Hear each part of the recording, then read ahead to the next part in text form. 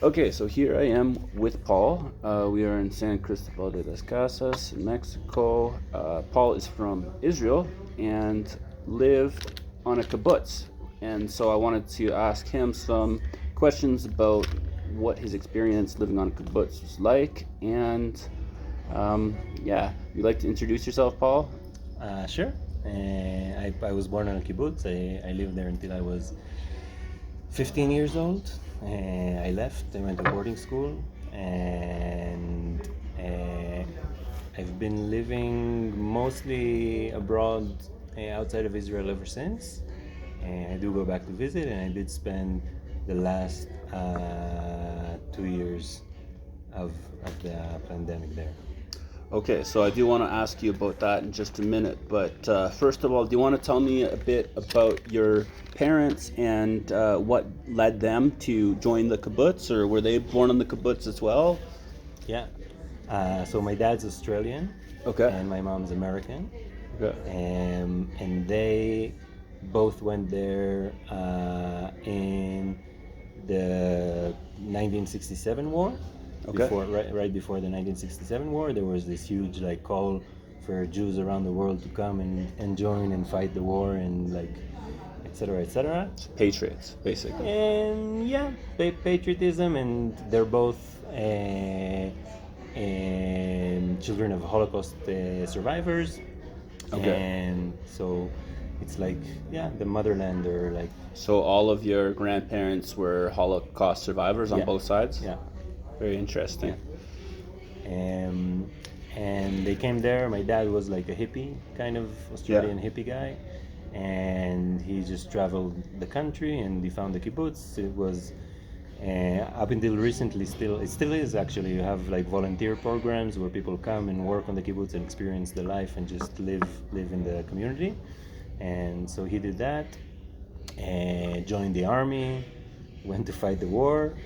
And just stayed, and they met there, got married there, stayed there. They're still there. Okay, so I'm assuming that they were both genuinely religious as well? No, not religious. Zionist, I would say. Okay. Which back then had a very different meaning to today. Okay, let's talk about that, Yeah. because that's something that interests me a lot. You know, how the meaning of words change over time. How would you define Zionism? Today. What does it mean to you? What do you believe is the core of Zionism? Damn, that's a hard one. It's a really hard one. Well, I interviewed somebody not that long ago who was Jewish and had lived in Israel, and he just defined it as the belief that the Jewish people should have a homeland. I mean, that's one part of it, but there's more. Where is the homeland? Exactly, yeah. That's a big one. And what do you do with the people who are at the location of the proposed homeland? Yeah. That's another question. I think Zionism today is, let's speak truth, right? It's a racist I think so. Ideology, which basically says the Jewish people should have a homeland in Israel. Effectively today, which means that the majority of the country, of the people in the country, should have a Jewish majority, because it's a democracy. So if you don't have a Jewish majority in a democracy, then it's not a Jewish country, right? Yeah. And in order to maintain a Jewish majority, that means things. So it means that you have Gaza Strip, which is the biggest open prison in the world today. Yeah. Effectively. It means you have occupation in the West Bank. Yeah. So there's actual. You can't talk about Zionism without including these things.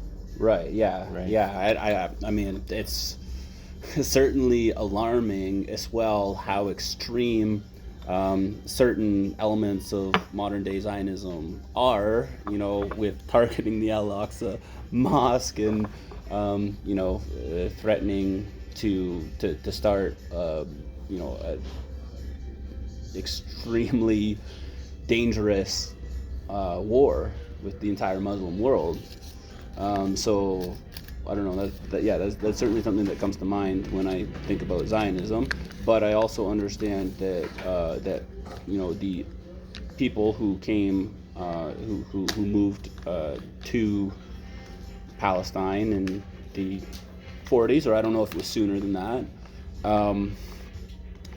had their own ideas of what it was that was quite different. So, do you think you could speak to that at all? Probably a little bit. Like I wasn't there, and I'm not brushed up on my history that much. Right. But so, like my understanding, right? My personal understanding is even back in 1800s, right? There's documents showing the Rothschilds starting to purchase big tracts of land in Palestine. Okay. And later on, so they're buying land since the 1800s, right? Late 1800s, I think. Yeah. And gradually buying land. Later on, you have this whole kind of discussion in the Jewish global community that's starting to somewhere this idea was born of having a state for the Jews. Then World War II happens, and that is kind of used as a catapult, as a something to give energy to this idea that the Jews need a home, no? And in that time you have the Balfour Declaration. Okay. And so Lord Balfour, he's inside these British Anglo-American establishment powers, right? And so in essence, That rolls small. yeah, go for it. There's here also. So in essence, you have a state that is created, they're saying, for the Jewish people, but who is it created by and who is it controlled by, right? Yeah. So you have the Rothschilds, you have this Anglo-American establishment that basically created this country, right? And still up to today, like, for example, I mean, most of these things are like unknown, and they're surrounded by a lot of like smoke and mirrors kind of thing. Yeah, But- yeah, and then there's a lot of I don't know, anti-Semitic conspiracy theorists out there as well. That's a whole nother story. And that's so but that's something that I wanted to talk about you with as well, because I assume that you are comfortable with the conspiracy theorist label. I mean, I'm not. I don't know about the theory part of it, but I know that there is many conspiracies, where different groups of people conspire against other groups of people. Right, you're not adverse to considering theories which posit the existence of that unseen forces are shaping world events. I'm sure that unseen forces are shaping world events. Yeah. And I'm open to consider anything that I can like personally verify and check. Okay. And if I can't personally verify and check, then okay, it's a theory. Yeah. But just back to the point about the land, for example, in Israel today you cannot buy land, right? Unlike Canada or the States or whatever, the vast majority of the tiny land that Israel has, you cannot buy it. Okay. because It's already owned. It's already owned, and it's leased to the Israeli government by these families that bought it for the last 200 years. Interesting. I didn't know that. And yeah, and you can only lease land for 90 years. Wow. Okay. I didn't know that. And those 90 years are actually coming to an end. No kidding. And I don't know what happens when that comes to an end. Wow. There's many theories about that and many speculations, but I don't know what happens in the end of the lease. Okay, well let's get back to the kibbutz then. Yeah. So, what was it like growing up on a kibbutz? Oh, it's great, man. It's cool. It's basically a small community kind of country club situation, no? Like lawns and pools and good, very high quality of life. You just don't have money in your pocket. Like you don't really have. Like I think the first time I really used money, it was like I don't know, maybe when I was 12 or 13 or something like that. No? Oh, wow. Because you don't need it. You didn't travel? Like what? I mean, maybe my parents did. No, it's like that's my first kind of like memory, of going and buying something in a store outside the kibbutz with cash, But you don't really need it. Everything's written down. Everything's internal registry. It's all a thing. You grow up with a group of people your age. Yeah. So it's like your brothers and sisters. So like you have. That sounds awesome. Yeah. You have like 10, 12, 14 brothers and sisters. That's about the size of the age groups. And my year was the last one that still did first grade on the kibbutz, so we didn't go to a school. Like we had our own like homeschool kind of kibbutz school, and it's awesome. I mean, you spend there's much less. There was a move from before my time. The original experiment was to completely, in a way, break the family unit, right? Okay. So basically, it used to be before my time. Or break the nuclear family. Yeah, unit, nuclear because you're family. still living with your parents. No. No. So before my time. Wow, this is more radical than I thought. Yeah. So the original ones, like I would say, I don't know, maybe up until the 80s or early 80s, something like that. That's interesting. So were they communists then? I don't know these definitions, but I can tell you they were. You're born, and from when you are a really young age, you go to the children's house, and you spend your time in the children's house. Really? They used to have like you used to have 2 hours, I think between 4 and 6, to go have tea with your parents, with your biological parents. Yeah. And then you come back to the children's house and you sleep there. You sleep with all the kids. You have the nanny, who's your like parental figure, and the nanny changes. Was also. she nice or? Yeah. It's just some woman from the kibbutz, no? Well, it sounds like you had an awesome childhood then. Yeah, it can be great. Some people have horrible traumas from this kind of thing, because it's a bit like what's it called, Lord of the Flies, no? Like where you have a group of teens or kids. Some people would not Crazy be shit can liked. happen. Yeah, I imagine. Yeah. Wow. Yeah. Okay, this is fucking cool. Yeah. Okay, so like what? So you spent all your time with the other kids, and So I didn't. In my time, it was already transitioning back to the family unit, and so I slept with my parents' home. But from when you go to school up until you go to school, you come back, you have the kibbutz school, which is another schooling kind of system, different. And then you would have your youth movement, probably. So up until 6 o'clock or 7 o'clock in the afternoon, that's when you would go back to your parents, have dinner, go to sleep. Okay, so I'm interested, like, what were you taught in the school? I imagine that there was a lot of Jewish history and... I mean, so in general, so I was there only until 15. When I was 15, I left.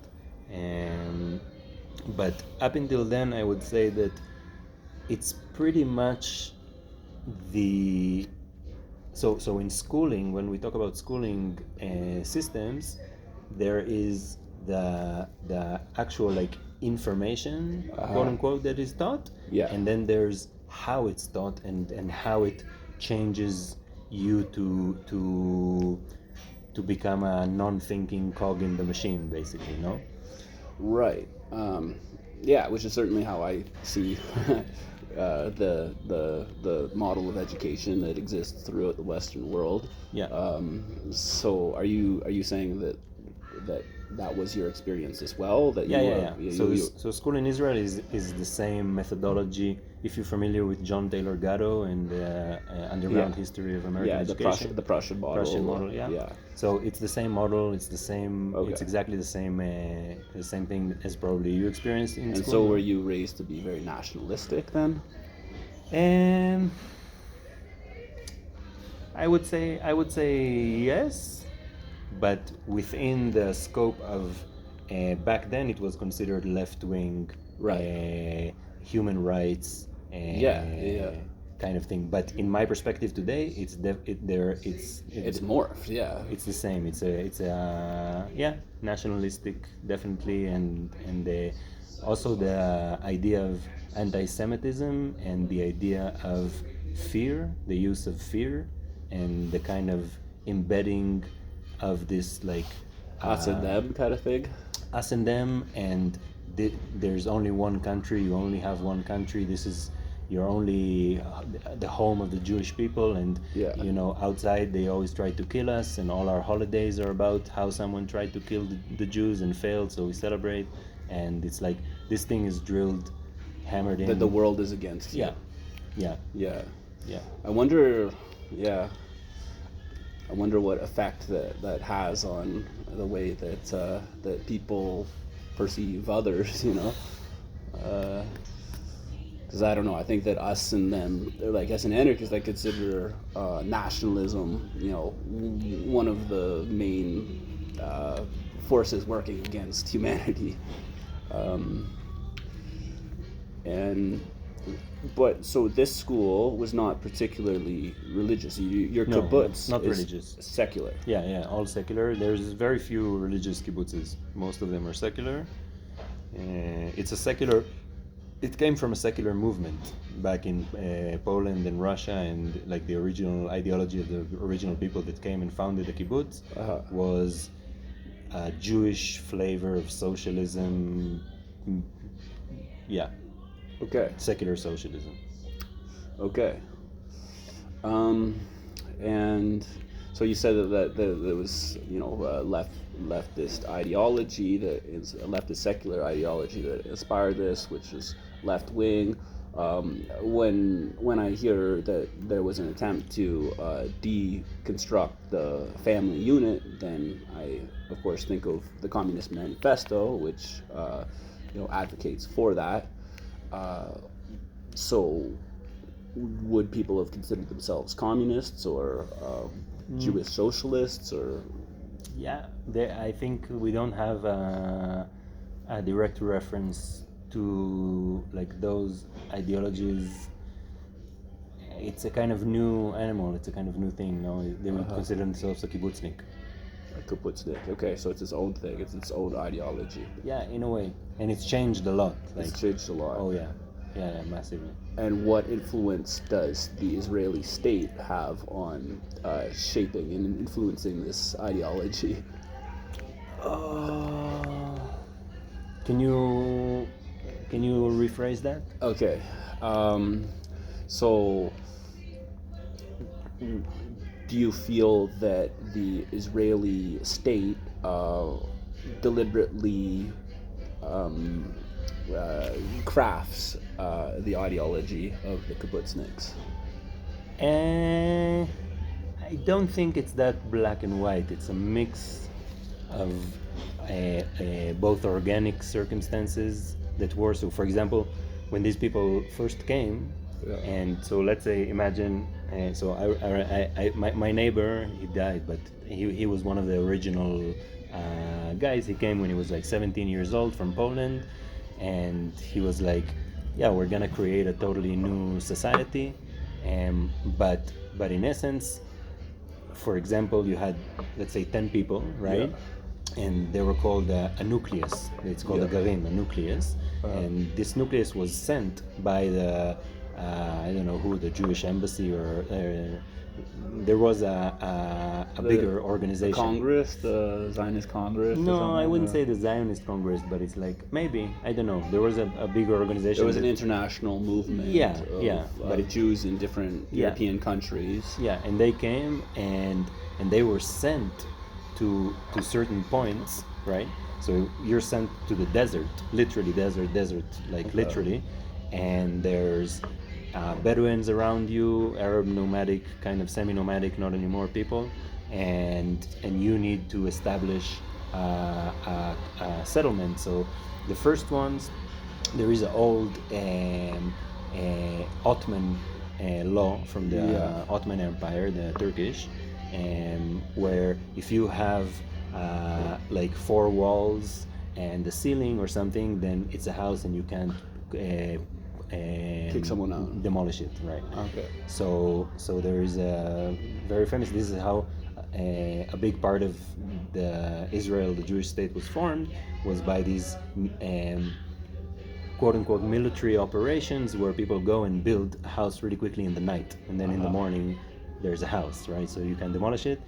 And in order to function and survive in these communities, you had to have, you couldn't really have private property, right? Because you have, like, the kibbutz is the important thing, no, to build and protect and create, no, it's not me, it's us, right?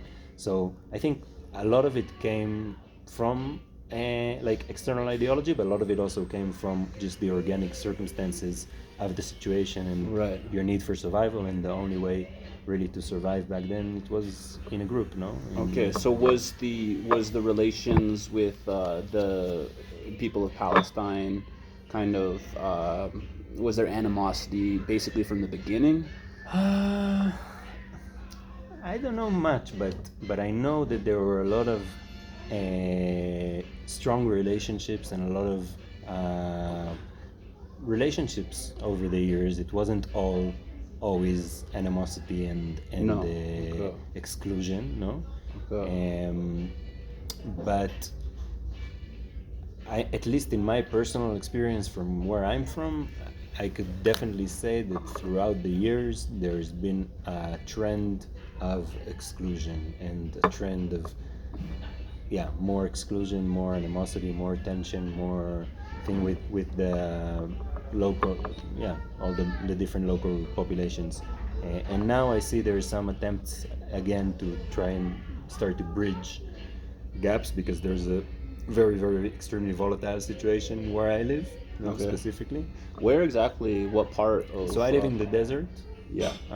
Like half an hour from Beersheba is the closest city. Okay. And it's just desert, basically. It's surrounded by, there's the kibbutz, which is like 800 people on, I don't know, a couple of hectares of land. Then you have agricultural lands that the kibbutz owns, right? And they just took it or received it from the government back in the day. You have to remember that, like you're talking about, does the Israeli government influence the kibbutzes? The kibbutzes, they created the states, right? So it's like it's not very black and white who is influencing who in this situation, no? It's kind of organic dance, no? But anyway, so where I'm from, the kibbutz, agricultural lands, and then all around you have massive Bedouin presence that grew over the years hugely. So 20, 30, 40 years ago, there were some people there, but not a lot. And now there's more than 10,000 people around their surroundings. So numbers-wise, And are they citizens of Israel? they are second-hand citizens of Israel. They are citizens of Israel, but they don't, for example, the land where they're sitting on, it's not really theirs. They don't have like the legal ownership documents of the land. But they were there, some of them were there before. Most of them, 99% of the actual people there, they weren't there, they came there, right? So there's a really complex kind of a situation and a lot of tension, violence now, It's a very, very explosive Oh yeah. situation right now. Yeah. Well, and at any time I hear, anytime I see the Al Aqsa Mosque in the news, I kind of, I'm like, okay, is this, is the apocalypse around the corner? Because I don't know, I was raised Christian, and it very clearly says in the books of Revelations that that that there will be a new temple which will be constructed on the site of on the Temple Mount, right? Yeah. Which currently is where the Al Aqsa Mosque is located. What You were in Israel recently, so what is the situation specifically in regards to the Temple Mount? Oh, I don't know. No? Okay. I don't know. Okay. Okay. Well, let's talk about the scamdemic a bit then. Sure. Okay. So you were in Israel the entire time. Yeah. Okay. What was it like? So for me, like I was telling you a little bit before, because I live on the kibbutz, it was much less of an impact than people living in the cities or thing, because I mean my personal day-to-day life didn't change almost at all, no. Okay. But Israel, going back to who owns Israel, Yeah. in my personal opinion and the way I see the things, it's the same groups of influence that created this pandemic, right? Okay. So Globalist forces, basically. yeah. And so what happens when you have a country that's owned by these people? Obviously, they will be the first pilot country for the experiments and to see how the public reacts and to move forward. And Israel was one of the most advanced, still is, countries in implementing the new world order, if we can call it something like that. No. Yeah. So propaganda. I mean, I'm guessing it was the same like in most Western controlled countries.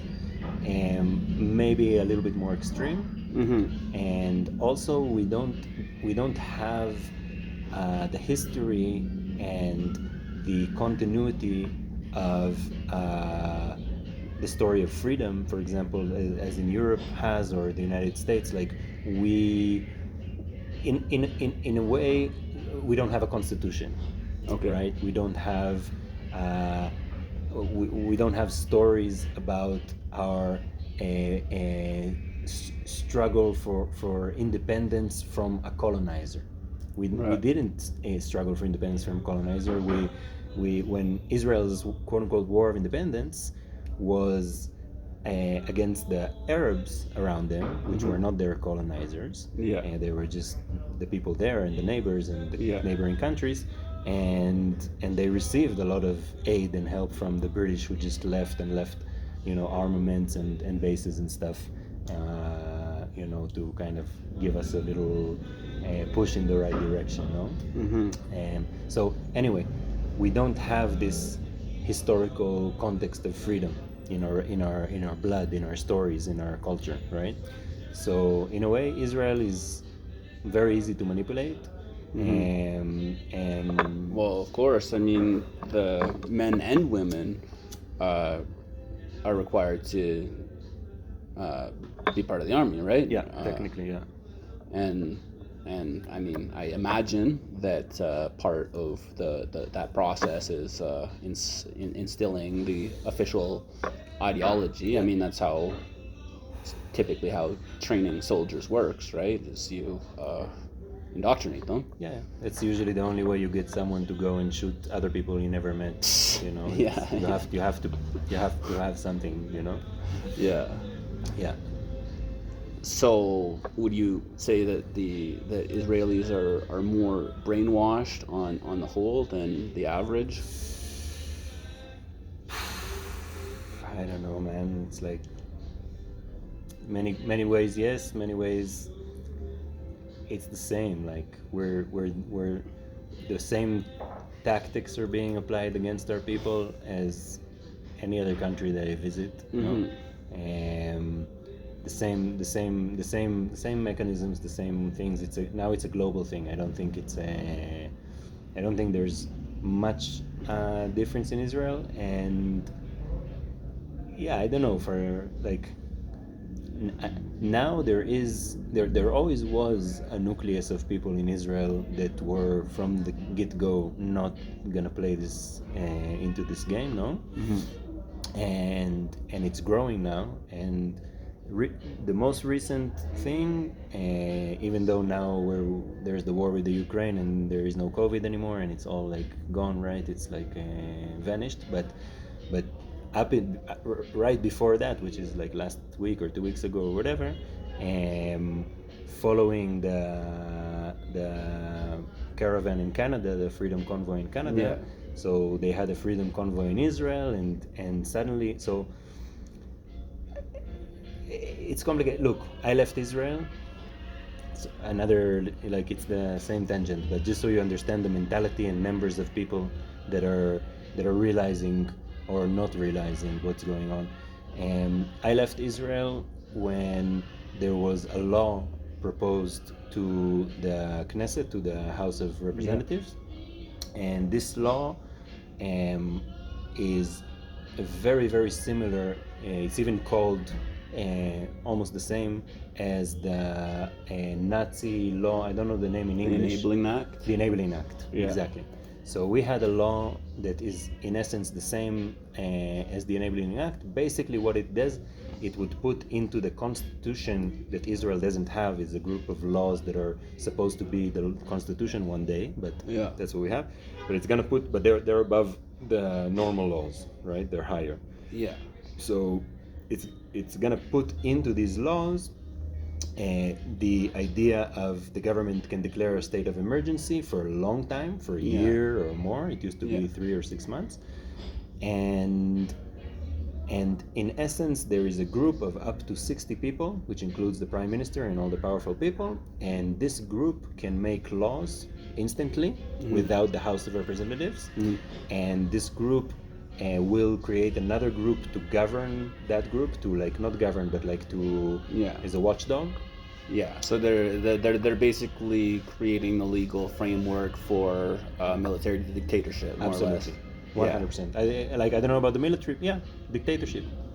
It's in essence this law, amongst many other little things. The big thing that it does is transform the governance system from democracy to dictatorship in Israel. It's happened in Canada as well. Really? Yes, they just recently declared martial law over peaceful protests, and then also, I mean, I think that it's very important that this idea that they can freeze your bank accounts for participating in a struggle with. I mean, this is a paradigm. This is a new paradigm, because what it means is that the government is saying, your money? No. Not your money. Our money, we're letting you use. Yeah. Which was always the case anyway, but now it's just coming to surface for people to actually see in reality that this is what it is, no? Yeah, and I mean, I think that I personally would argue that this is fascism. That fascism is what happens when capitalism is threatened, and in that sense, it's related to liberalism. As liberalism being the ideology of capitalism, when the illusion of freedom is able to be maintained, and then when it isn't, then you have fascism. So this is something that I think is very important right now, because I think that a lot of people are stuck in the idea of fascism means Nazism. Okay. I would argue that it's different. I would argue that for instance, racism is not necessary for fascism to exist. It does. There is always an outgroup, but that doesn't need to be determined by someone's ethnicity. It could be dissenters, which is what you're seeing with the demonization of anti-vaxxers or COVID deniers or whatever.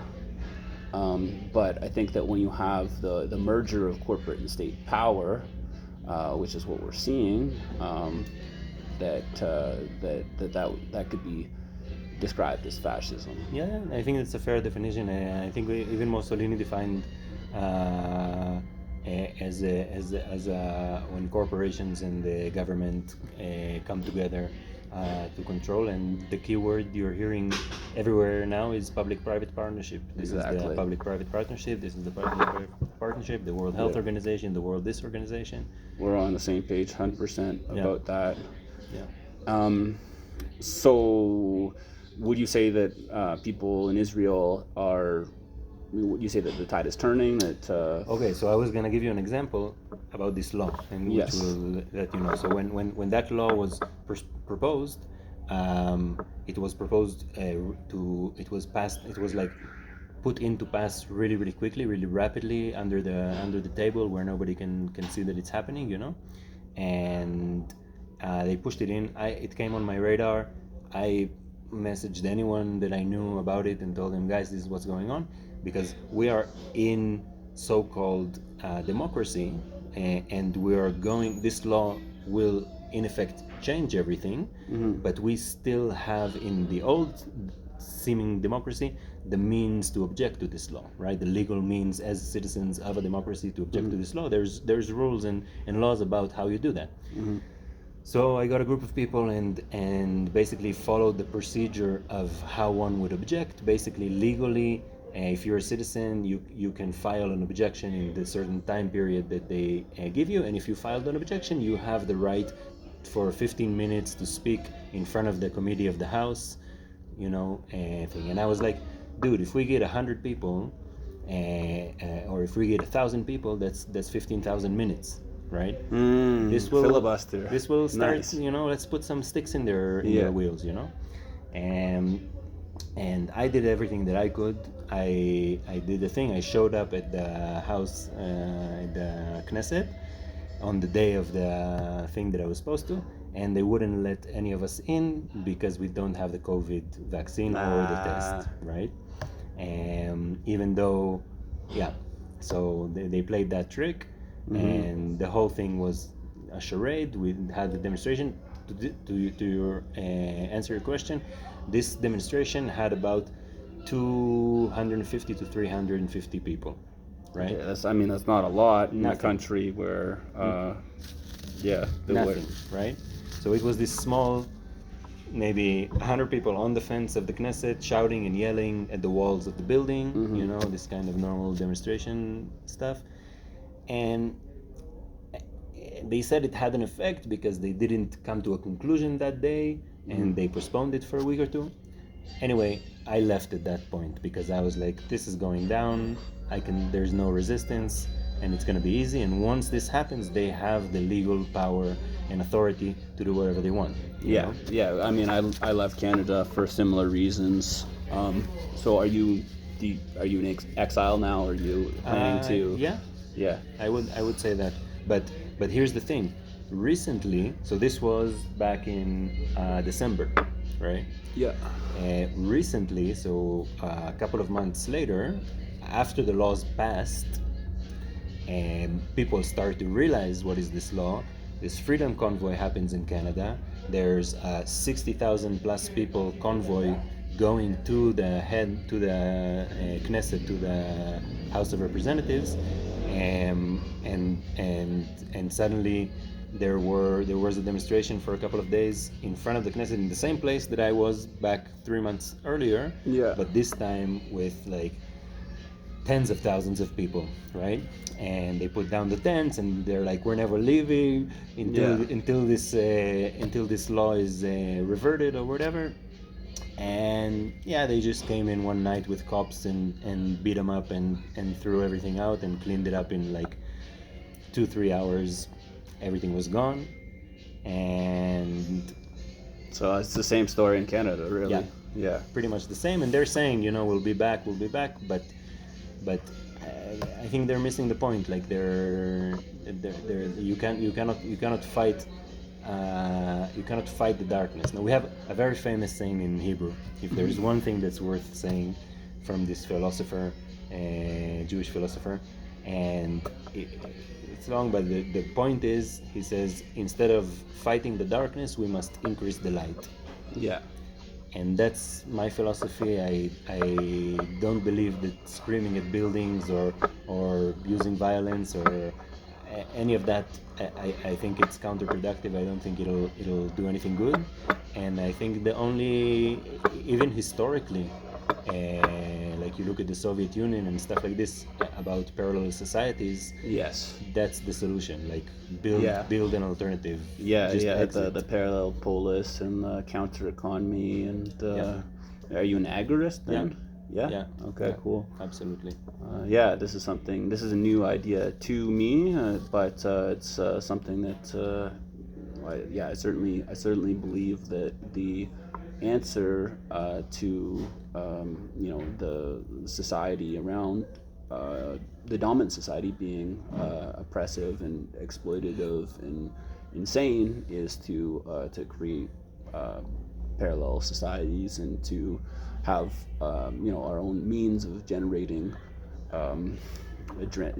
a livelihood, and hopefully that's more collectivistic than that is encouraged by the dominant society, because I think that it's by design that people are so dependent upon the state, and this is one area in which I'm frustrating with the left, is that there is this idea that whatever problem exists, should be solved by a powerful state acting in the interests of the people. I think that this is very misguided, and I think that it is a result of this Prussian model of education, and this brainwashing, basically, that people throughout the Western world have been subjected to. So Absolutely agree. In that aspect, in conclusion to your original question, I think there is too few, too late yeah, in Israel, and on the aspect of taking positive action that has real consequences in life, making changes. I think the people that I know in Israel and what I see around, that's even going back further. You can't own land, so how can you be self-sufficient? You don't own the rain. The government owns the rain. If you collect rainwater, it's a crime. wow. Yeah, you can't put in. There is a limitation for solar power, right? You have to be connected to the grid if you want to have sufficient solar power. No, and there's all these limitations that are put on you, really, in a way, from the get-go, from the start of this experiment, right? This country, and I think if you take a look back, you'll see that the general motive that comes again and again is just blocking you from building parallel societies, blocking you from being self-sufficient, making you dependent on the state at any means possible. Yeah. Okay. One thing that I wanted to ask you about was, anti-Semitism in the realm of conspiracy theories, and how to talk about these things, because there are international banking families, the Rothschilds you mentioned, the Warburgs as well, that certain people like to attribute all evils in the world to.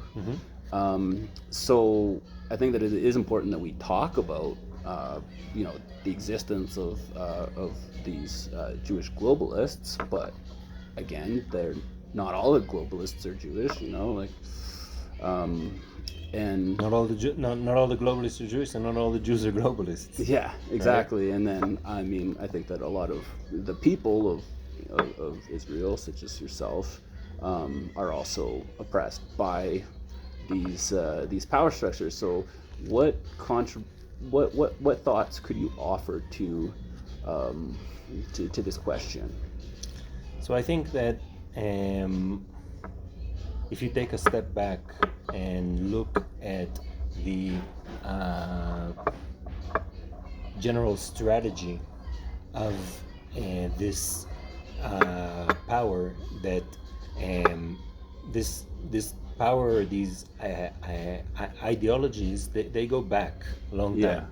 And they have many faces, right? You can go, you can say, okay, Knights Templars and the Jesuits and the Vatican and the City of London and the bankers and Cecil Rhodes and the Milner Group and the Council on Foreign Relations and the World Economic Forum, right? And the Jews, all right, I don't know what. But the idea is that yes, all these groups are connected ideologically, at least in the minimum, if not resource and really strategy, right? But none of them. It's like they can have a lot of red herrings with this methodology, right? They can have a lot of scapegoats. They can always.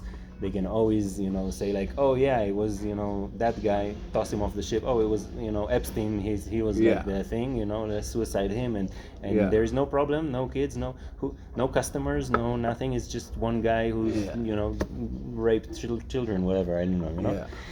But so if you understand that and how it's that's how it works. That's how it happens again and again and again. And one of the things is that it's meant to confuse you. It's meant to obfuscate the reality of things, right? So you don't know what the reality is, and if you don't know what the reality is, you don't know what to do about it, right? Yeah. You end up screaming at buildings, expecting for things to change, right? Yeah. So in that way, I think that there are definitely Jewish families called Jewish. There is the whole story of the Khazar Jews. I don't know if you're familiar. Oh, okay. I'm curious to get your perspective on that. I don't know. I know the story, Yeah. I don't know. Well, it's history, right? I don't know.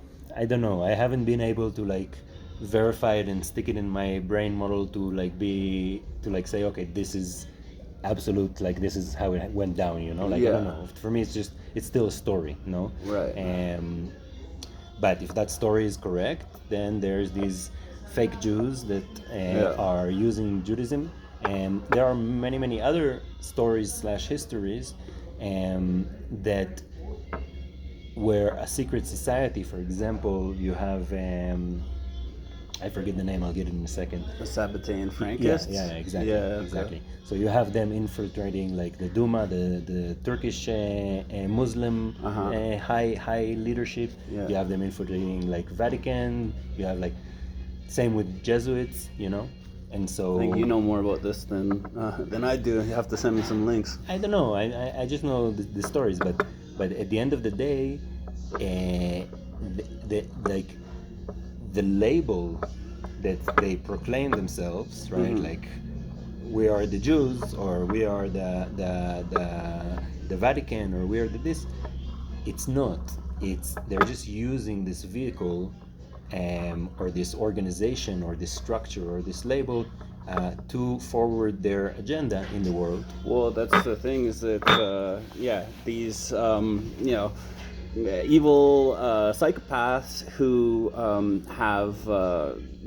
have no ideology other than power for themselves are going to have to disguise their ideology in some way if they want to manipulate the masses, whose interests are absolutely not served by their political agendas, right? so I think that, whether it's, environmentalism was very much co-opted by the Nazis, because there was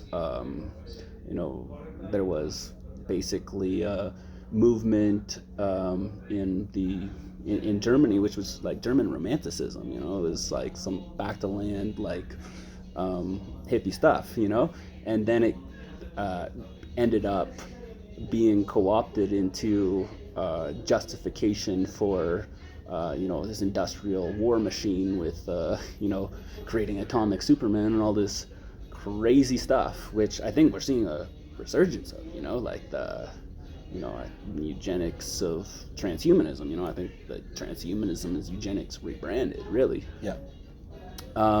So I think I forgot what my actual question was there, but how do you?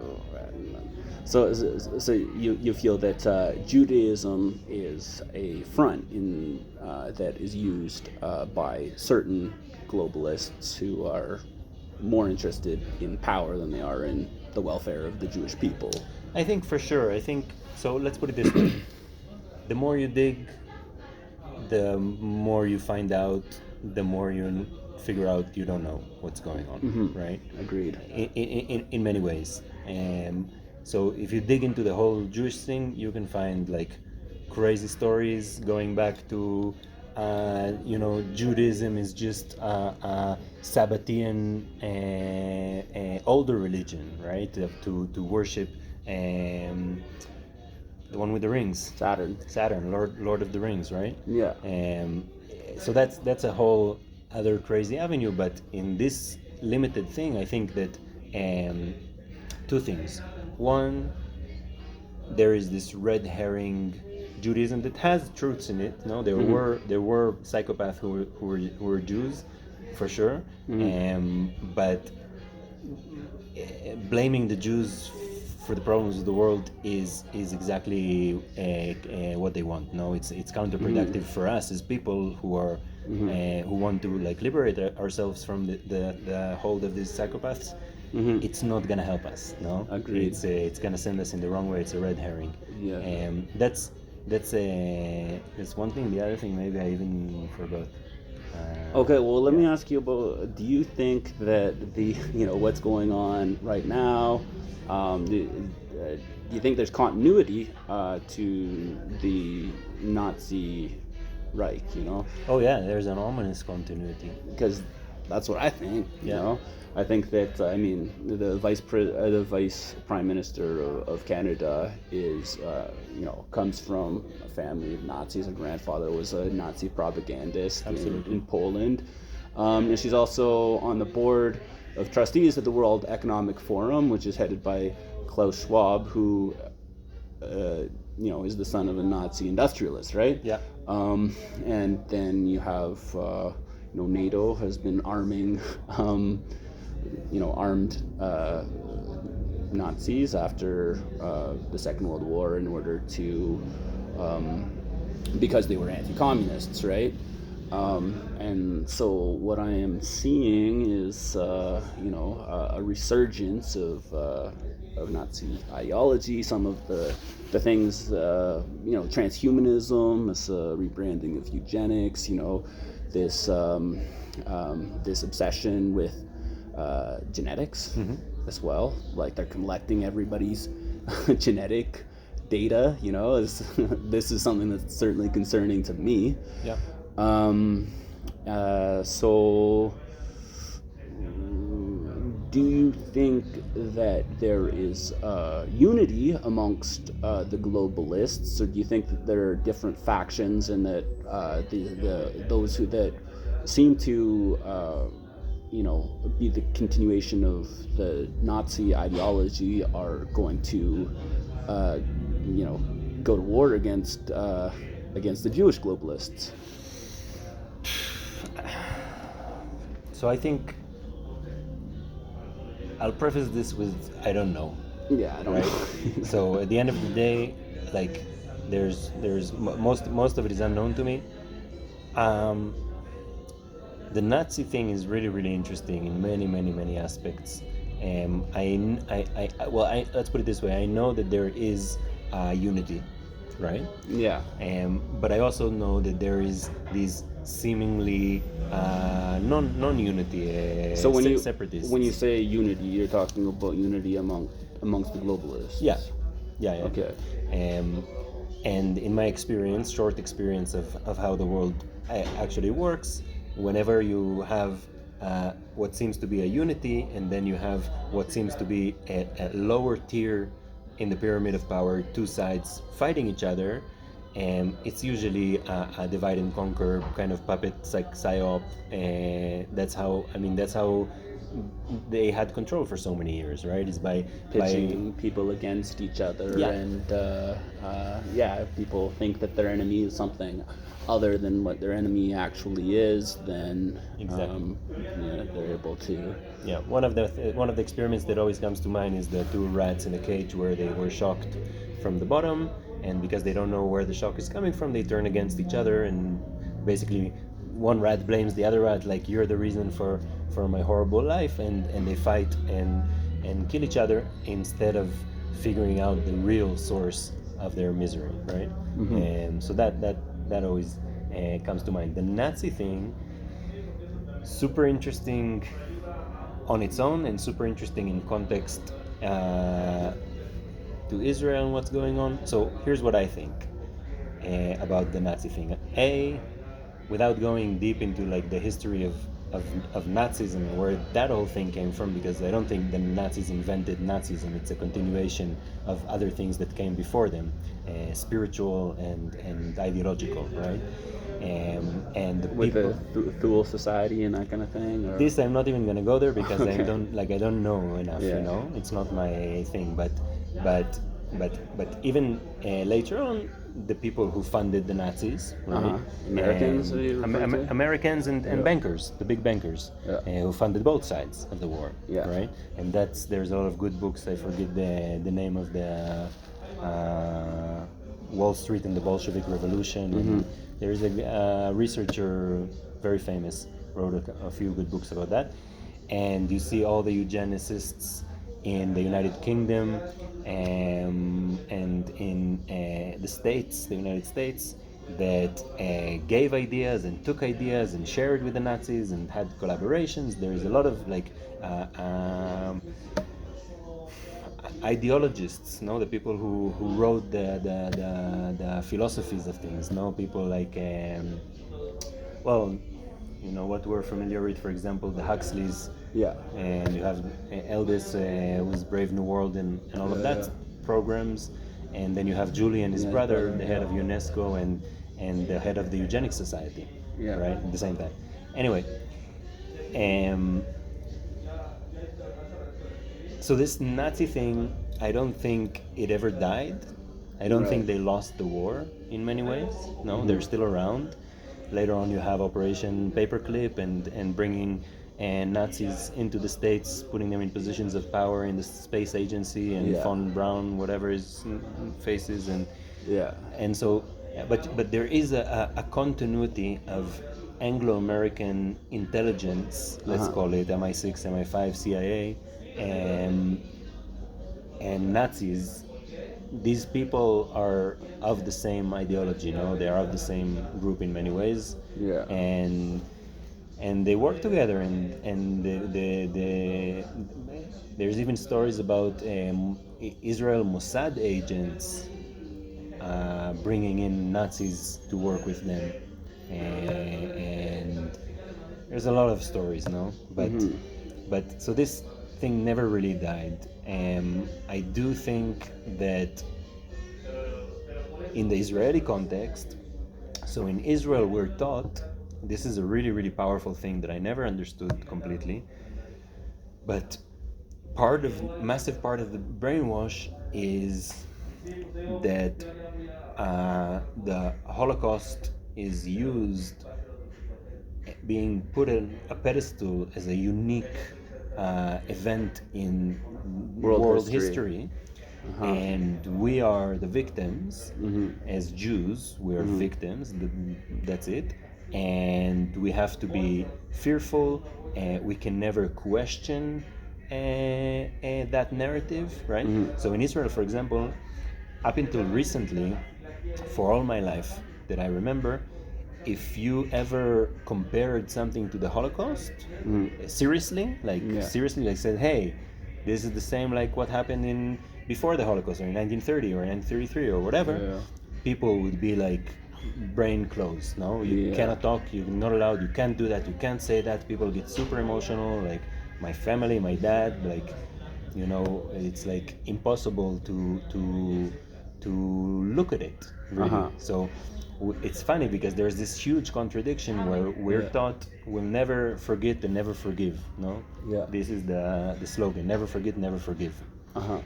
But at the same time, we are brainwashed to not be able to really look at aspects of the Holocaust or Yeah. Nazism and use that history for information today. You know what I Yeah. mean? We're not allowed to do that. Yeah. And so that's very dangerous. Like because right now, Because those who do not learn from history are doomed to repeat it, right? exactly. And one example is right now this law that passed, the Enabling Act thing.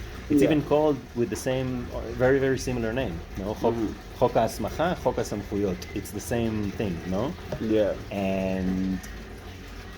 And I think that one of the reasons that people haven't really realized what it is and what's going on, and are not like out in the street like fighting this, is because they're not aware. They can't make the mental connection, which is very obvious. It's like in your face. It's so in your face that it's like too in your face. I don't know. Like Yeah, no, it's a weird psychological It's so blatant, you know, like, well, like you say, if they actually called it something similar to the Enabling Act, then They did. you know, that should be in should your be a face. major red flag. You it's would in your think. face. But because it's so in your face, it's you can't see it. It's too Yeah, close. and then there's taboos about talking about certain things, and you know, they've raised the stakes to if you have a critical perspective about something, or even if you're just raising questions because you want to know more about a certain subject, then you're potentially a horrible person, you know, far right extremist, or whatever pejorative that they might use in order to shut down discourse and debate on any given subject. So I'm sure that operates differently in Israel than in other places because of the history of the Holocaust, because of the trauma as well. And I think that, you know, the trauma, I mean, you're a descendant of Holocaust survivors. I imagine that is something that you feel in your blood and your bones. Am I correct in that? Yeah, I mean, for me personally, it just gives me context. It gives me, like, when I left Israel, I talked to my parents. I tried to. So my parents, they're older. They're not gonna change their ways and beliefs and things now, no. And I had a conversation with them, and the issue came up of like, okay, so you remember your mother when she left Germany, 1933 or 19 later. So my dad's family, they were the last ship to leave to Australia from Germany, and they were very powerful, kind of rich businessmen. Okay. So they thought they're untouchable. They waited to the last minute. They thought like, yeah, they were friends of the mayor and the politicians, and like nobody's gonna touch us, no. Yeah. But they left at the last moment. And when I left Israel now, I talked to my parents about this, and I brought up this story, and I told them I think that we're in a similar situation. Like I know you might think I'm crazy, but I believe that there is a good possibility that we're in a similar situation. Well, yeah, I feel the same way. And actually, my grandparents left Russia after the Russian Revolution. They were members of a Protestant religious denomination, Mennonites.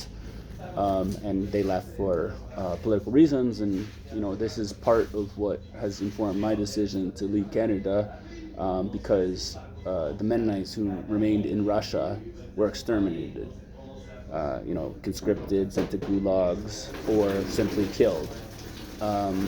And but similar to, sounds like what your experience is, trying to draw the parallels, is that people seem unable to see it. I don't know whether it's denial or just a desire to go along with things, because most people want to be in agreement with majority. Everybody wants to be a part of the biggest gang. That's one of the big lessons that I've taken out of this. Unfortunately. I also understand it. I mean, if you like, if my parents, for example, realized what I realize, I don't know if it would be good or bad for them. Like, I like, what are they gonna do about it? Like, what are they? Like, it's it'll make their life very, very difficult. The truth is not gonna set them free. I know, at least my dad, I know he's kind of making in a way, he won't admit it, but he's making a conscious decision to ignore, hence be ignorant of the truth. Because it's what is he gonna do? Like, he's not 30 years old that he can go and build a life. He's 80 plus years old. He doesn't have much time left. Let him enjoy his time in the illusion, and that's it. Like, what are you gonna do? I don't know. Okay, I have 2 questions left for you. Okay. I want to tell you also one thing about the Nazis. Sure. Yeah. I'll just throw it out there. You probably know this, but I'm under the belief. I'll throw a prediction from my understanding that again, back to the Anglo-American intelligence apparatus, they've been creating for at least. Let's say at least I know, like what I know, like since 2014 in the Ukraine area, but also in the States, they've been creating, like they've been doing for a long time in many examples in many places around the world, counterinsurgency groups to create division, chaos, Gladio. And so I think that let's put it this way. Here's my prediction. I think that a global, transnational, white supremacist, terrorist enemy is the next COVID, right? Yeah. Once this narrative dwindles and the war in Ukraine, I think it's gonna bring rise to this, which has been planned and executed for a long time, and I think we're gonna hear a lot more about that. It's the new ISIS. Yeah, it's the new ISIS. Terrorists are the new boogeyman. I think that's going to be used as justification for the domestic war on terror in the U.S. and disarming the American people. Yeah, and the biggest like contradiction or like absurd is that while they sell and bring in and usher in and create this created white supremacist enemy for people to focus on, the people pulling the strings of the show, they're actually eugenicists. Like they're actually fucking Nazis, So that's, for me, like absurd. Like it's like you can't imagine it, I was very frustrated with people who are judging people who were participating in the Freedom Convoy in Ottawa, which is where I'm from, thinking, these people are white supremacists or whatever, because I think that if the image of a white supremacist that comes to mind is, a blue-collar, rural trucker or, farmer from the Canadian prairies, and not, someone who's sitting on a Klaus board Schwab. of directors of, a globalist think tank, or,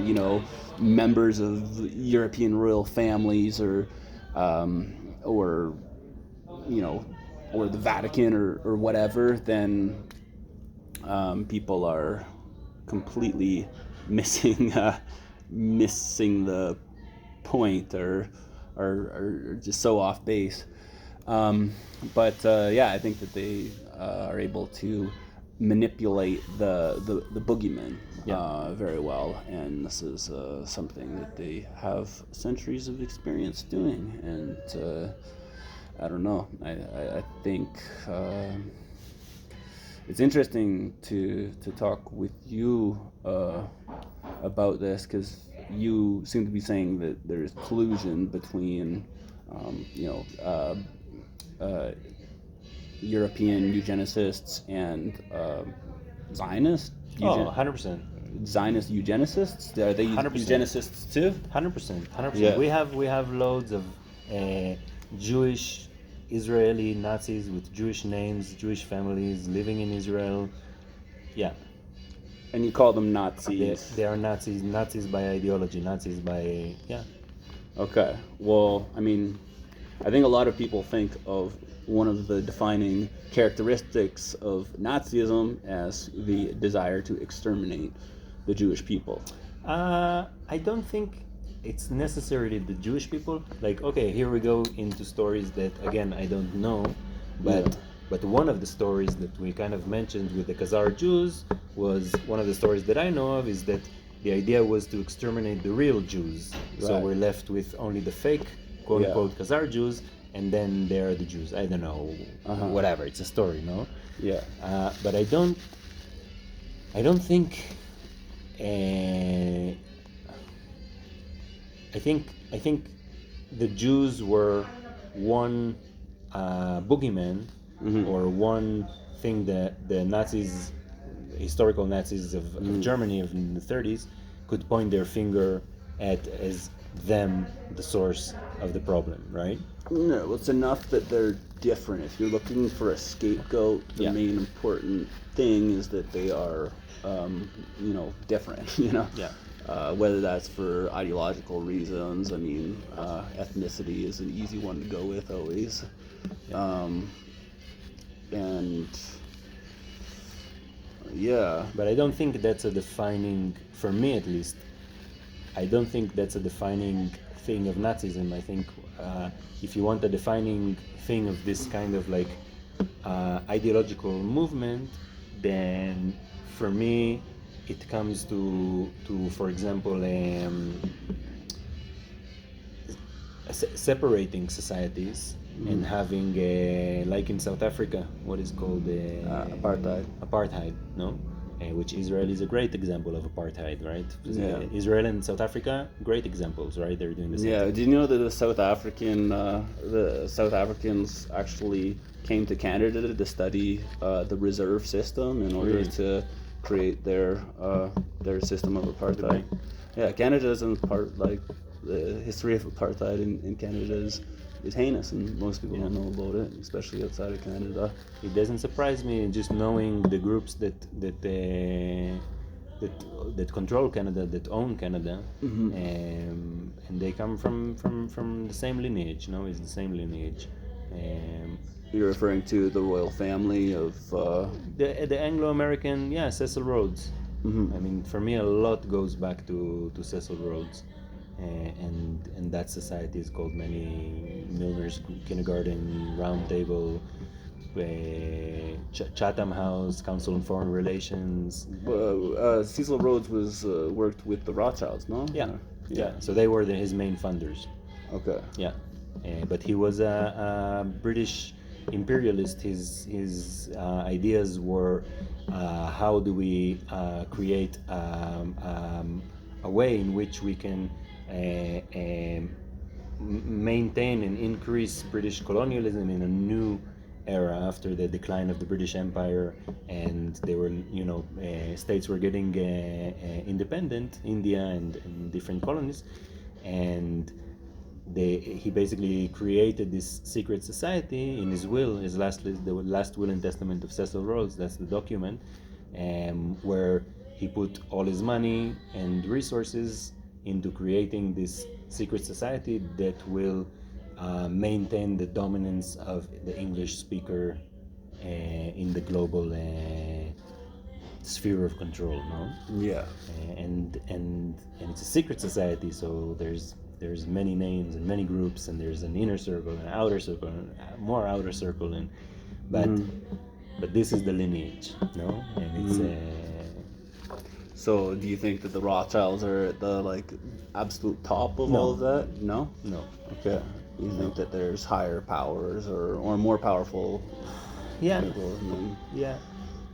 Talking about like royal families or the Vatican or would I don't know that they, like, I don't know. I know many stories, many theories, many ideas.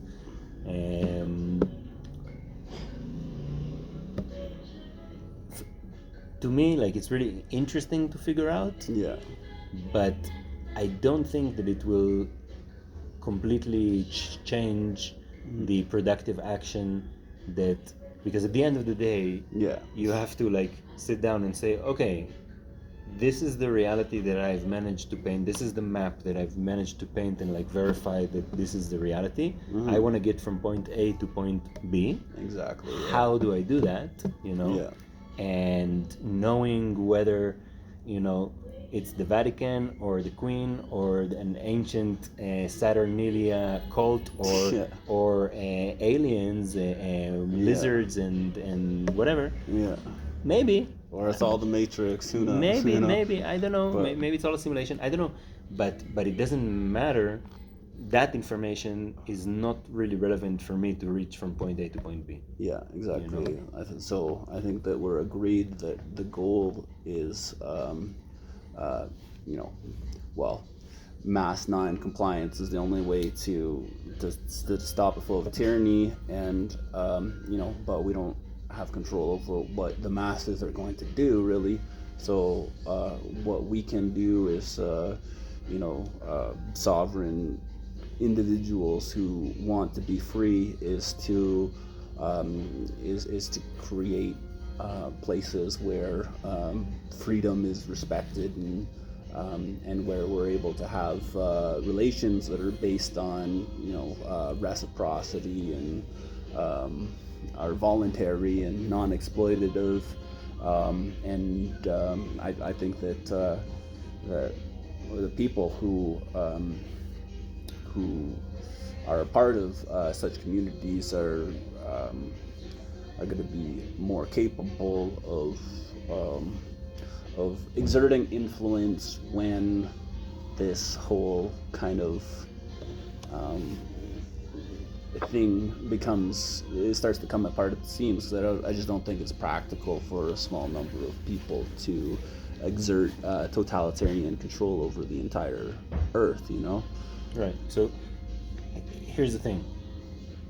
These are, I'm going to say some simple plain facts that we all know, but maybe not really put them on the table, right?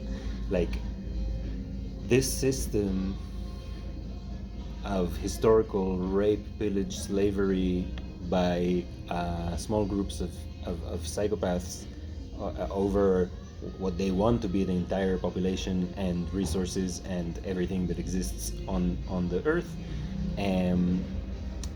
it only works under illusion.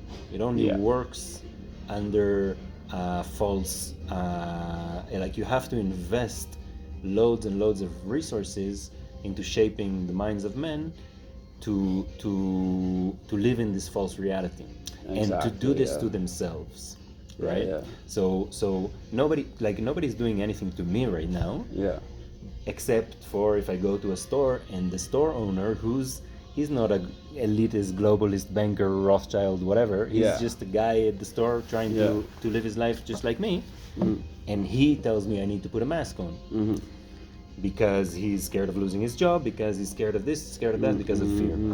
And so at the end of the day, this whole system is us fucking ourselves because of this illusion. And that's the importance of the media in controlling the dream of the planet, which I think that this, religion of scientism, of materialism that we were talking about earlier, I think that the importance of the media in shaping our idea of what is possible and what is going on is instrumental in making us participants in our own enslavement. And I think that part of what needs to happen is the recasting of a narrative about who we are and how we got to the place where we are now, and what constitutes right action in this reality that we're collectively co-creating with our consciousness. And I think that we need to bring it back to magic, because I think that the science has proved the existence of magic since the 1920s with the discovery of quantum physics and how physically manifesting energy is influenced by consciousness. And I think that this is what they don't want you to know, is that your thoughts actually have an influence on the world around you. And so I try to keep that in mind. I pay attention to all of the fucked up things that are going on in the world because I want to understand what's going on. But I think it's really important not to believe disempowering narratives, and to create spaces where we can collectively affirm, that which is good, what is beneficial and beautiful, and that this world that we're living in is not a hell, that human beings are not inherently evil or corrupt or flawed, but that we are creating a hell on earth because our beliefs become self-fulfilling prophecies. And so I think that a resurgence of spiritual, religious movements is likely to be precipitated by the collapse of the materialist paradigm with the corruption of science. And this is a really fucking exciting time, because there's a lot of people who are realizing now the extent to which what we have been taught is bullshit, and the future is up for grabs, really. So I don't know, I find that tremendously exciting. Do you have any closing thoughts? Yeah. On that aspect that you were talking about now, I was always thinking about this friend of mine in Israel, and all throughout we've been friends for many years, and throughout the years I've been always like researching and like figuring out this and that, and in his eyes I'm a conspiracy theorist, right? In his eyes, that's but he likes conspiracies. He likes to. In Israel, by the way, we use the word conspiracy. We say konspiracja. We don't use our own. We have a word for it, I think, but we don't use it to mean conspiracy.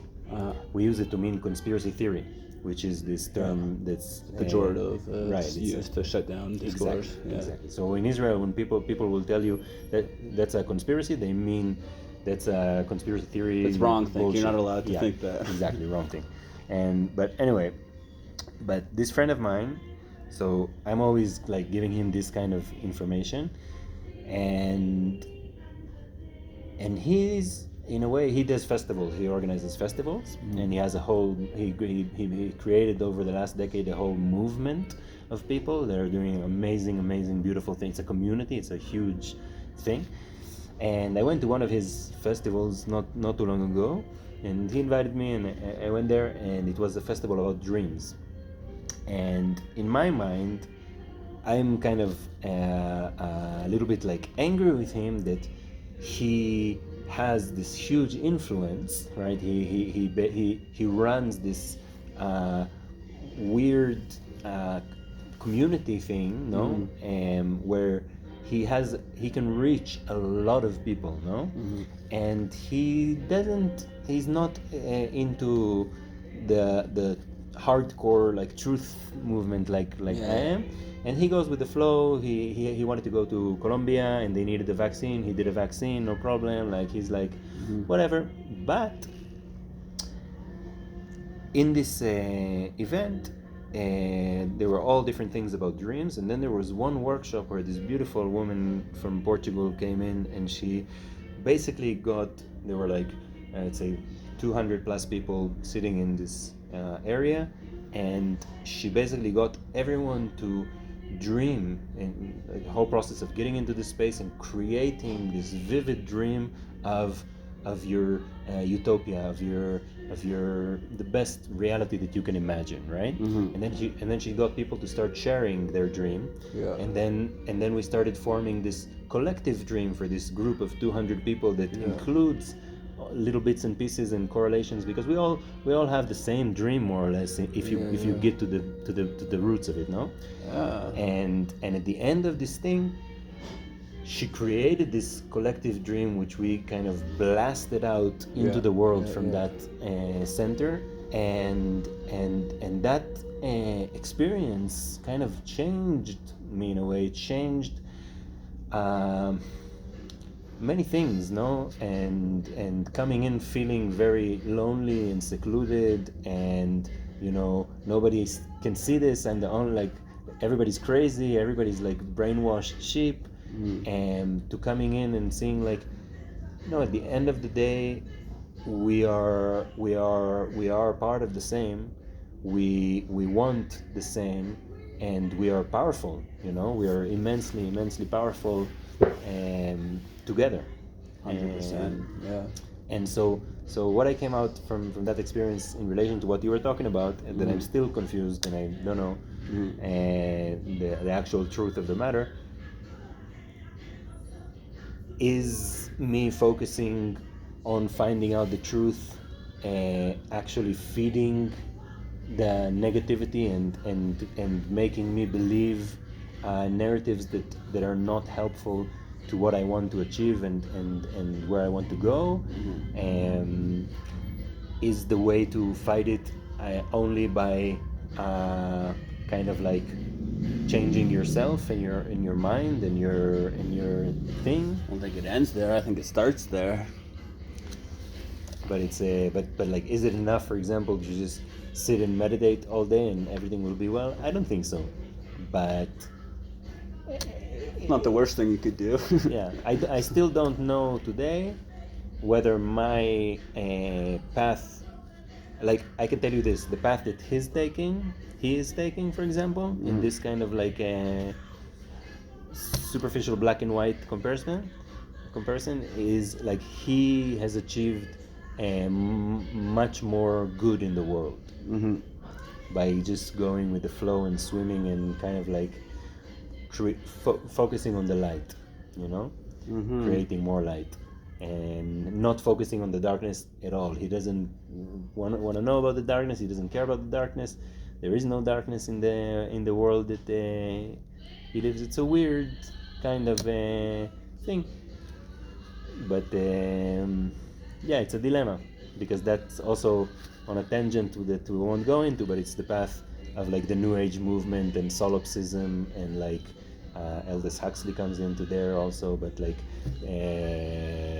I believe that these same powers usurped, corrupted, took over spirituality and the New Age movement, in many ways, to kind of create more confusion. You know what I mean? That's a whole nother story, no? Yeah. No, it's certainly interesting. Thank you very much for taking the time to speak with me. I think that this has been a really amazing conversation. I was expecting to interview you for a short time, and this has been an hour and a half now. There you go. So thank you very much for your time, Paul. Betcha. Thanks.